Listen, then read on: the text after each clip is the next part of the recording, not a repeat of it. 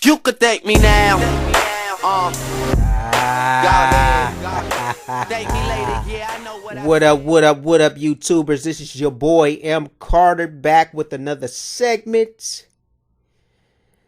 And if I may use the words of Remy Duval from Mafia 3, how are you doing, dear listener?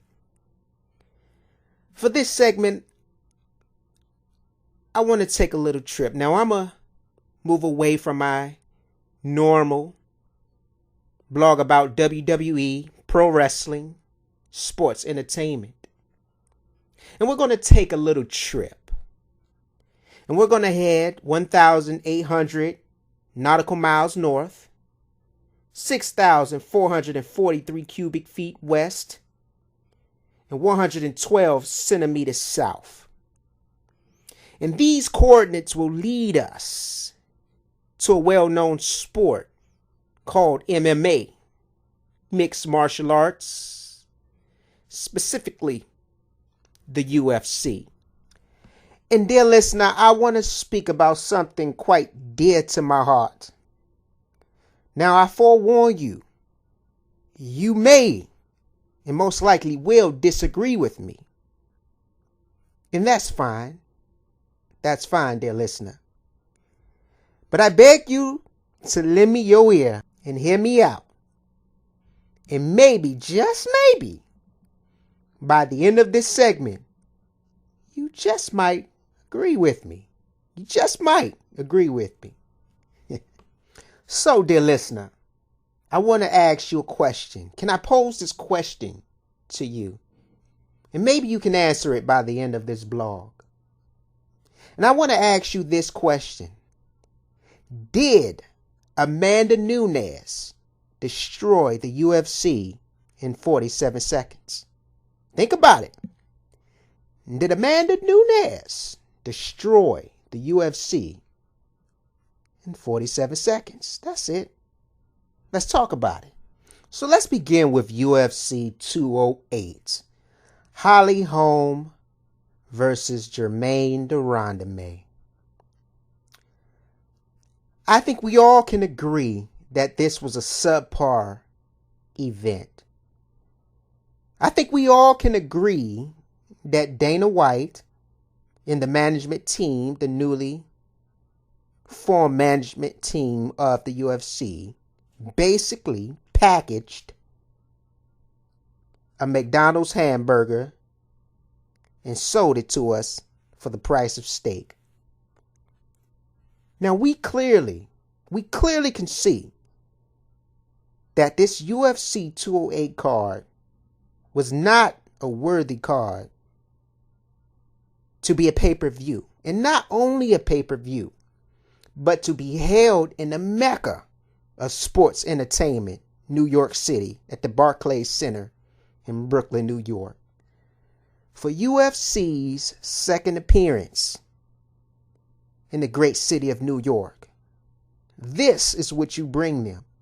Holly Holm versus Germaine de Randamie, clearly for a title that was created for Chris Cyborg. And thanks to her performance enhancing using self, she basically forfeited a title that would have been handed to her. Because obviously, clearly, she would have beat Germaine de Randamie and Holly Holmes. Now let's talk about Holly Holm. We clearly seen that Holly Holm was a one-hit wonder. A rouge. The wool has been placed over our eyes. We have been bamboozled. We have been took. We've been run amok and led astray by Holly Holm. When Holly Holm beat our dear Ronda Rousey, we thought that Holly Holm was the next best thing since sliced bread. But it came around to be that Holly Holm was just a one-dimensional fighter. She had no ground game. She could box but could not kickbox. And now she's on a 3-fight losing streak and possibly is on her way out the door of the UFC. And Germaine de Randamie, a woman that none of us knew, Come on. Don't lie to me. Come on. You didn't know who Jermaine Durandame was. Name her last fight. You can't. Because nobody know who Jermaine Durandame is. She's already lost to the champion Amanda Nunes. Nobody knew who she was. She didn't belong in no title fight. Okay. So why did UFC make its main event a fight that should have been an FS1 card? Why did it make its main event Holly Holm versus Jermaine Durandame for Chris Cyborg's title? It's because they clearly booked all their main events in 2 pay-per-views, UFC 200 and UFC 205. They booked all their title matches in 2 pay-per-views. And so now they were left, because all the champions had fought, now they're left with a subpar main event in Holly Holm and Jermaine Durandame. And why was Holly Holm easy for us to fall in love with after she knocked out our beloved Ronda Rousey? It's because Holly Holm was not supposed to beat Ronda Rousey. And when Holly Holm beat Ronda Rousey, dear listener, she threw a monkey wrench in all the UFC's plans. This great marketing push from its bantamweight star, Holly Holm's destroyed with 1 kick in the 2nd round. And we as Americans, we love to see the arrogant, the cocky, the brash get their just due. And not only did our dear beloved Ronda Rousey get her just due, it was done by the underdog of all underdogs. The humble church girl, Holly Holm. The unknown, out of nowhere, Holly Holm. And so we as Americans fell in love because she represented the majority of us. Sticking it to the elite. Rebellion against the powers that be. Against the great marketing push. Against the chosen one. Isn't this the reason why most of us hate LeBron James? Why most of us hate Floyd Mayweather? You arrogant, cocky, brash. Finally. Ain't this the reason why we fell in love with Manny Pacquiao? Because finally, the head cheerleader, the captain of the football team, finally you get your just due. And our beloved Ronda Rousey got her just due. So we ignored the warning signs of Holly Holm. And UFC started to push Holly Holm. But she wasn't a fighter. She was a rouge. And so now the UFC is left stuck at a fork in the road. Because now UFC has to search for its next star. Because we clearly see Holly Holm wasn't the next star. We clearly see Chris Cyborg can't be the next star. We clearly see that John Jones can't be a star anymore. So where is UFC going to find its next star, Because clearly we see that the titles in the UFC change hands too many times. And so there has to be consistency to build a star in the UFC. Now there are plenty of good fighters, but we're talking about global, international superstars. And UFC is currently in a position where they only got one now. Conor McGregor. Conor McGregor is the only superstar, global superstar that the UFC has. Now they have long reigning champions. Mighty Mouse, but he's never main evented a pay-per-view. He's always an undercard. Why? Because he does not have star power, and he's cleaned out his division because they don't have any stars in that division. What about Joanna? She's never main evented a pay-per-view. She's always been an undercard. Why? Because there's no stars in her division, and she cleaned it out. So the only two stars you had in the UFC, global movie superstars, was Conor McGregor and our beloved Ronda Rousey. And so, while Conor was still being built into a superstar, you had Ronda, you had John, but John was on the way down. John Jones was on the way out. In the welterweight, she couldn't establish a star because no one could hang on to the title. The stars of the past were long and gone. Our Chuck Liddell's was a superstar. Our Anderson Silva's superstar.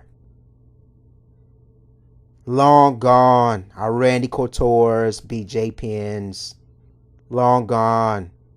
George GSP. Long gone. So now you're only left with two superstars. One coming off a defeat, making her way back. And despite the hate, the hatred, the way you mocked and belittled our dear beloved Ronda Rousey, you lined up at the box office. You bought the pay-per-view. You all came to see our beloved Ronda Rousey when she was booked for UFC 207 versus Amanda Nunes. Why? Because Ronda Rousey is a superstar. Why? Because Ronda Rousey is the pretty captain of the cheerleading team. Talented superstar that we need in UFC. Do you hear me? The UFC needs a Ronda Rousey. Despite how much you hate them, the NBA needs a LeBron James. The boxing world needed a Floyd Mayweather. Football needs a Tom Brady. WWE needs a John Cena. Despite how much you hate these individuals, they are superstars. UFC needed Ronda Rousey. And so no matter how much you want to belittle her, how much you want to claim that she was a ruse and that she was never talented, the fact still remains she was a superstar. She packed the seats. She packed the arenas. She brought global international fame to the UFC. UFC needed her because she was a superstar. She was a trendsetter. She was the face of the company. She was needed. And when she was booked to fight Amanda Nunes, again, the UFC thought she would win, reclaim her spot, and all things will be right again in the world. But that damn Amanda Nunes, in 47 seconds, destroyed the last female star in the UFC, the meal ticket the global phenomenon, destroyed. Now, in spite of how much we love Amanda Nunes, she'll never be a star like Ronda Rousey. Don't kid yourselves. She'll never be a global star. Nobody's lining up to book Amanda Nunes for movies. Nobody's lining up. Nobody cares about who Amanda Nunes fights next. Nobody's going to rush out to buy the pay-per-view for Amanda Nunes versus Jermaine de Rondamie. Nobody's going to do it. Why? Because we only cared about her success with Ronda Rousey. It's the same thing with Holly Holm. If Amanda Nunes loses her next match to Valentina, nobody's going to care. Nobody's going to care. Why? Because we need a Ronda Rousey. So now the UFC just sold for what, $4 billion? They only have one star. Who, by the way, is trying to fight a boxing match with Floyd Mayweather. All the cards are in Conor McGregor's hands. Why? Because he's the only star left. He's the only star left. He's the only star left in the UFC. So he's holding all the cards. So now he's going to be the most hated. And as soon as he loses, he's going to get the same treatment as Ronda Rousey did. Why? And I mean lose as far as getting knocked out. Why? Because we love to see the captain of the football team get his, right? But subconsciously, you don't understand that without these stars, you're not going to go running to the box office to buy tickets. You're not going to be paying $60, $70 for pay-per-views. Why? Because the organization lacks superstars, global appeal. Amanda Nunes destroyed UFC in 47 seconds when she knocked out our beloved Ronda Rousey. Dear listener, hear me. We need a Ronda Rousey. Amanda Nunes, God bless her heart, she is no Ronda Rousey. She's no Ronda Rousey. So now we're left without a superstar. And I think the UFC without a superstar is starting to look at some bad days, because you have to pay back a $4 billion tab. That company's owned on credit. You have to pay a $4 billion. That's why you packing these cards in New York with all these title matches. This is why you're bringing in all these interim belts that don't mean anything. This is why you're struggling to get guys on the card. Aldo giving you a hard time to go fight. We clearly know he's supposed to fight Holloway. Why is he taking so long? Why? Because he wants Conor. So now your fighters are starting to rebel because they don't like the treatment that they're getting, how you're catering to the superstar, but you have to cater to the superstar. Why? Because you don't have anybody else that's going to pack the seats and help you repay that $4 billion tab. Oh, and the bill collector's going to come knocking, UFC. Them Fajita brothers are going to come knocking. They want their money. They want their money. Have you ever seen the movie A Few Good Men? Jack Nicholson, at the end, when he confessed that he gave the code red, was booked, arrested, and as he was on his way off to jail, being hauled off by the two MPs, he looked at Tom Cruise, who was playing Caffey, Lieutenant Caffey, and he said, "Caffey, you only weakened the nation today. And Amanda Nunes,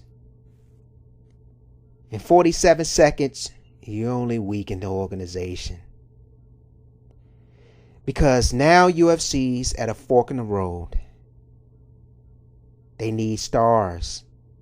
And they only have one who's holding all the cards. And that is the notorious Conor McGregor. And you can continue to pack all these pay-per-views with title matches. And those titles will continue to change hands. And you're going to continue to fail to build your next star. And knock, knock, the bill collector's coming. You got to pay a tab. So you need superstars. You need title matches. Yet, these interim belts won't cut it. You need your John Jones back. You need your Chris Cyborg back.